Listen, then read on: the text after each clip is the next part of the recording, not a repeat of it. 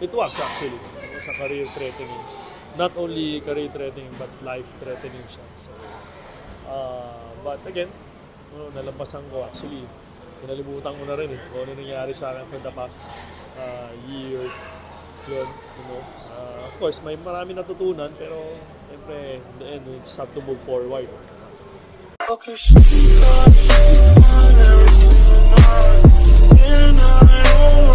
After your comeback? Okay naman. It's been fun.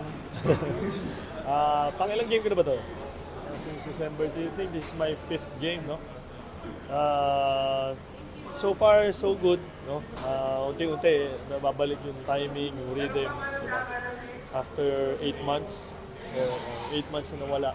So I'm just happy na nakabalik ako and doing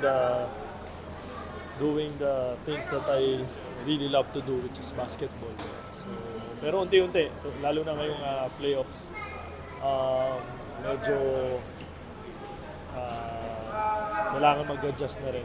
So, yun. Did you envision your comeback to be this fast, or medyo... Hindi. Hindi, totally no. It's really a blessing. No? It's really a big blessing for me. My 2023 was, it's like a roller coaster.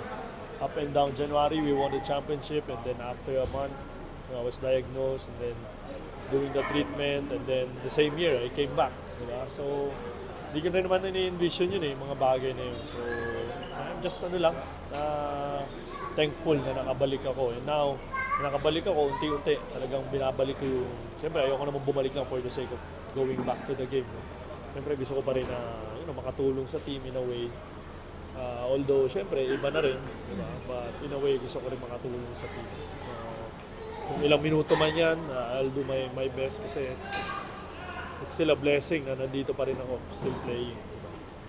Pero naisip mo na medyo baka career-threatening yan? Oo naman. Definitely.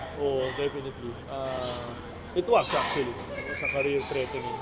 Not only career-threatening, but life-threatening siya. So, but again, nalampasan ko actually.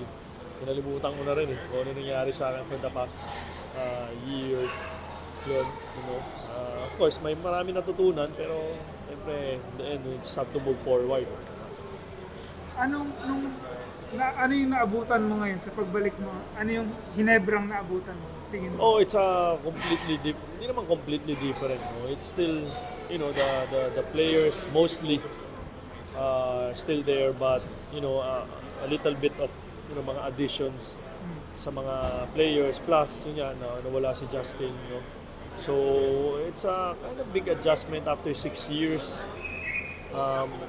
Nag-adjust din kami sa bago yung import namin. So but it's still the same, same system, same goal parate.